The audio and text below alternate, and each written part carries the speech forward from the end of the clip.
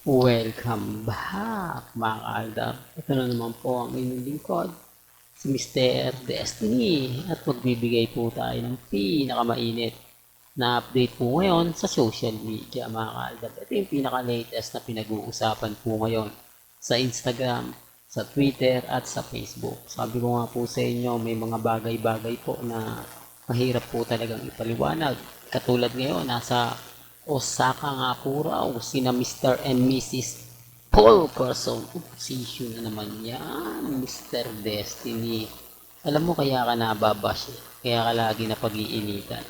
Dahil sa mga binibitiwan mong salita na hindi naman kaaya-aya sa kanila.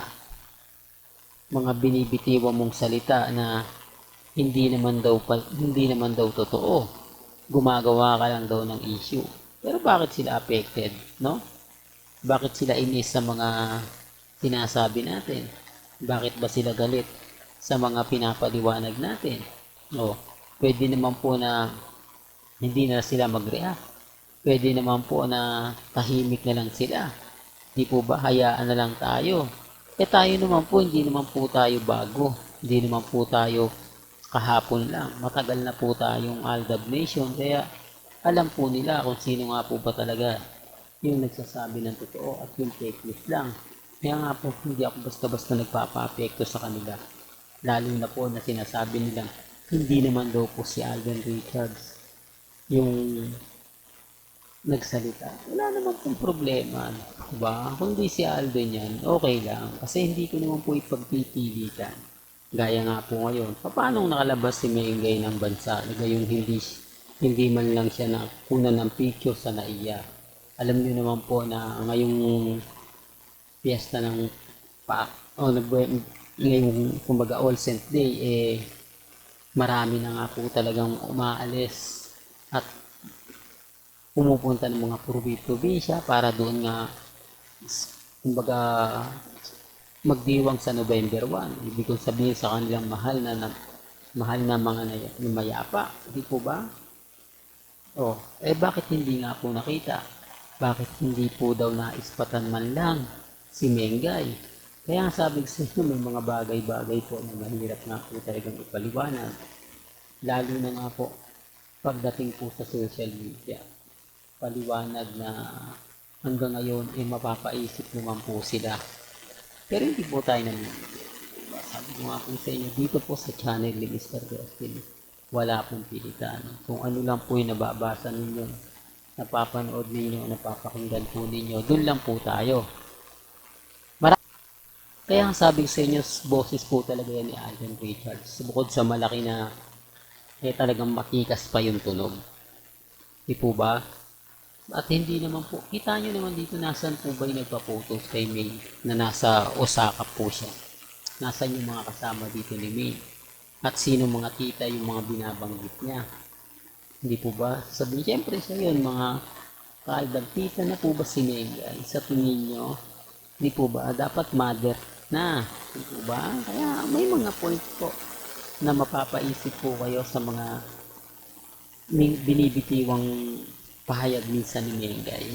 Di po ba? Sabi nga po nila, ang isda nahuhuli naman po talaga sa bibig, di po ba? Pero mahusay naman si Mengay. Magaling siyang kumbaga magpalusot. Ganyan na ganyan din po si Mr. Richard Colkerson Jr. Pero bago nga po pala natin ituloy itong magandang update na to, kung bago ka lang sa channel na to, at isang true-blooded Aldab Nation na nagmamahal kina Mengay at Soy, tama po ang channel na pinuntahan mo, kaya consider na po kitang bagong subscriber. At huwag mong kalimutang i-share ang mga video po natin sa mga mami, sa mga titas, at sa mga senyor.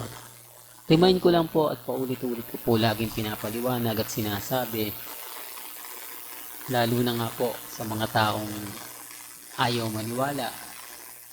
Yung pelikula po lang ni Alden at ni Catherine, pang ano lang po yan, promotion lang po lahat ng nakikita ninyo.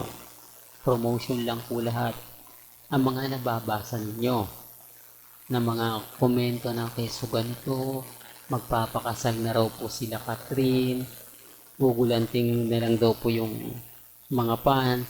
Para saan pa kung para saan pa yung pag-amin nila? Eh, kailangan nga po nila ng ano ngayon, yung manonood. Ibig sabihin, kailangan ng suporta para po sa pelikula ng Hello Love Again. Eh, kung ngayon sila amin, abay maganda. Di po ba? Kung ngayon sila amin, mas marami pang tatangkilik sa kanila. Pero bakit kailangan pa nilang tapusin? Wala na, di po ba? Useless din. Yung iba nga po, nagsasabing magkarelasyon sila, pero pagkatapos po ng pelikula, goodbye na sila. Di po ba? Ngayon, iniiwasan na po nila yan. Dati, literal yung ginagawa na balik, nagde-date kayo, di po ba? Sa sa GMA Kapuso, madalas yan. Pero ngayon, hindi na nangyayari. Kaya siguro, dahil po sa mga, kumbaga mga fans na nagagalit, yung tipong pinaasa nyo lang kami, tapos sa bandang huli, hindi. Kaya kita nyo yung mga pelikula po nila Alden, o nung ibang mga artista po, hindi na nasusundan, lalo na nga po sa GMA Kapuso. Di po ba? Doon pa lang mararamdaman nyo na parang may mali. O nga, Mr. Destiny, kasi hindi naman siya yung hindi naman siya yung pangalawa na ito na agad yung gagawin. Talagang halata mo na may mali. Halata mo na hindi siya ganun kaganap. Kaya nga sabi ko sa inyo, relax lang po kayo.